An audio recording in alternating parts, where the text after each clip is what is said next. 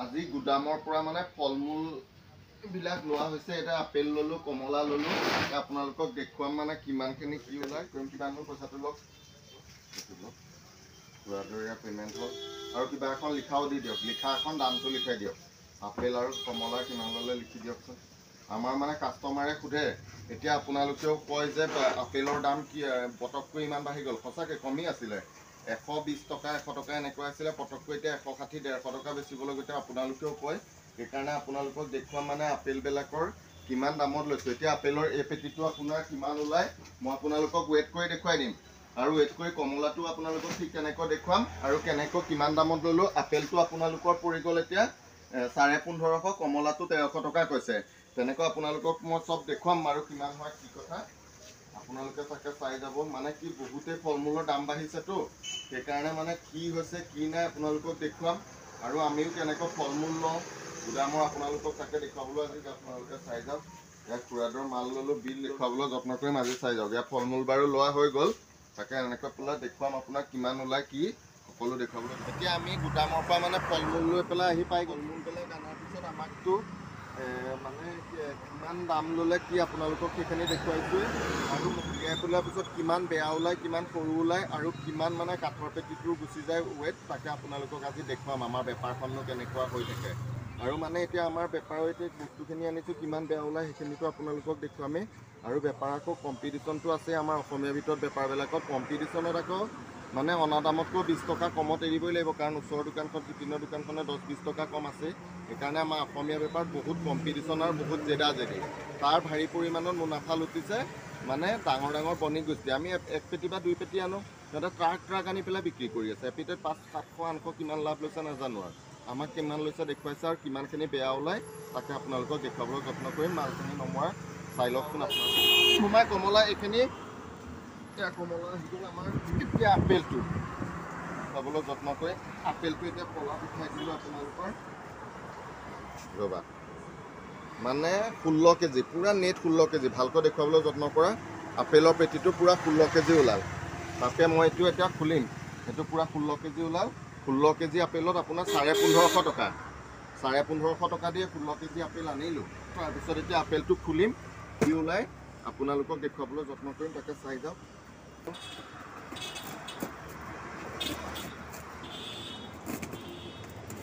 আপোনালোকক দেখুৱাম ইয়াৰ ভিতৰত কি থাকে, কেনেকুৱা থাকে আপোনালোকক ধুনীয়াকৈ দেখুৱাবলৈ যত্ন কৰিম। সেইটো ধুনীয়াকৈ গজালৰ সৈতে এনেকুৱা পেকেটিং থাকে, সেইটো এনেকৈ খুলিব লাগিব।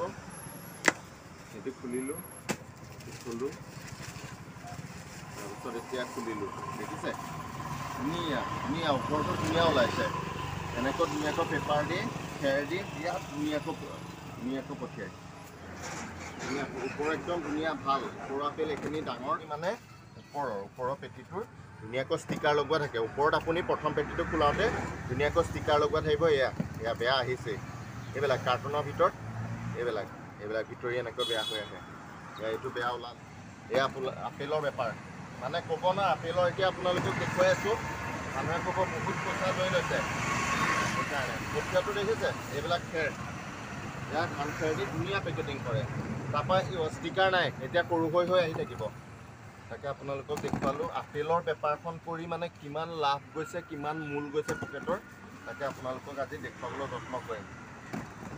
ডাঙৰ ডাঙৰ হ'লচেল বেপাৰীখিনিয়ে পইচা ঠিকেই পাই গৈছে। পেটিটো মানে নোখোলাৰ আগতে দাম দৰ কৰি পইচাটো সম্পূৰ্ণ পাই গৈছে। তাৰপিছত সৰু বেপাৰীখিনিয়ে অনাৰ পিছত কেজি চিষ্টেম বনোৱাৰ পিছত খেৰখিনি ওলাইছে কাঠৰ ট্ৰেটো আৰু বেয়াখিনি তলত কিমান সৰু দিছে আজি তাকে দেখুৱাবলৈ যত্ন কৰিম। এই কালাৰ দেখিছে, এইবিলাক কেঁচা সৰু চুৰু হৈ গ'ল। আৰু আপেলৰ পেটিটো মানে কেনেকুৱাকৈ আহে, সমানে সৰু হৈ আহি থাকিব। সুন্দৰ জাপিছে, কিন্তু জাপাটো দেখিছে।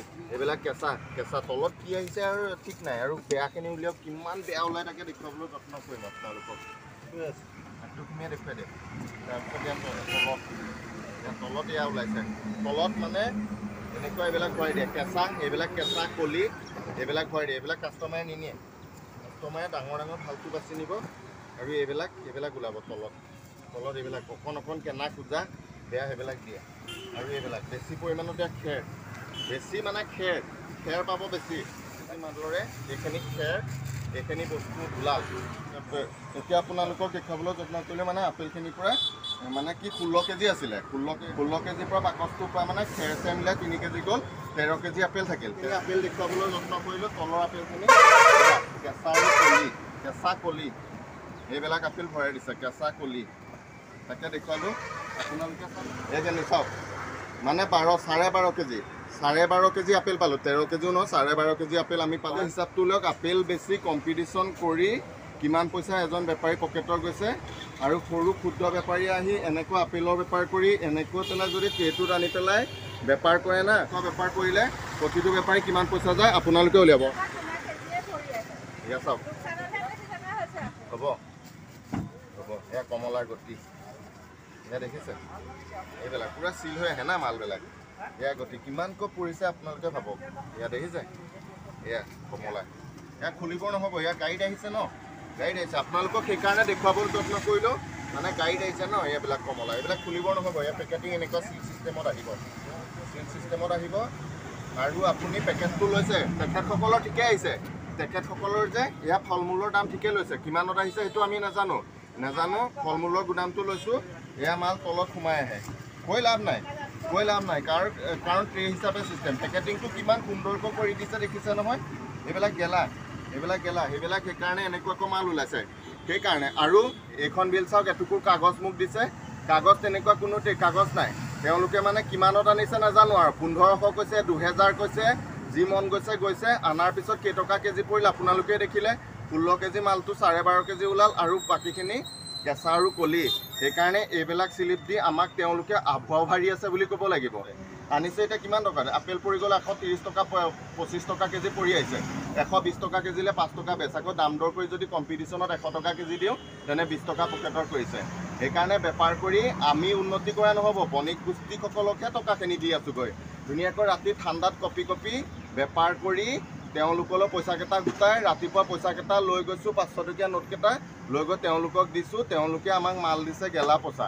তেওঁলোকে ঠিকেই পাইছে সেইকাৰণে যদি বেপাৰ আপোনালোকে কৰে অকণ চাই চিতি কৰিব বেপাৰৰ নামত ঘৰ মাটি বিক্ৰী হৈ গ'লেহে বহুত ডাঙৰ কথা হ'ব এইবিলাক বিলত আপোনালোকে অকণমান মাত মাতিব এইবিলাক বিলত যে এনেকৈ লিখি দিয়ে নল'ব তেখেতসকলৰ পৰাও বিল বিচাৰিব তেখেতসকলেও বহুত কেনেকুৱা কৰি আছে আপোনালোকক সেইকাৰণে মই আজি দেখুৱাবলৈ যত্ন কৰিলোঁ সেইকাৰণে আমাৰ বেপাৰখনৰ অৱস্থা দেখুৱাই আজি দুখজনকভাৱে আপোনালোকক দেখুৱাবলৈ লৈছোঁ আমাৰ গতিটো সেইকাৰণে আপোনালোকেও যদি বেপাৰ কৰে অকণমান চাই চিতি পেলাই আগবাঢ়ক নহ'লে ভাৰী পৰিমাণত নিজে কষ্ট কৰা উপাৰ্জিত ধনকেইটাও বেলেগক দিবগৈ পাৰিব আৰু নিজৰো কম্পিটিশ্যনত ঘৰ মাটি নোহোৱা কৰিব বেপাৰৰ নামত সেইকাৰণে চাই চিতি বেপাৰ কৰক আপোনালোকক সেইকাৰণে মই 100 বাৰ হাত জোৰ কৰিলোঁ চাই চিতি কৰক বণিক গোষ্ঠীৰ পৰা অকণমান বাচিবলৈ যত্ন কৰক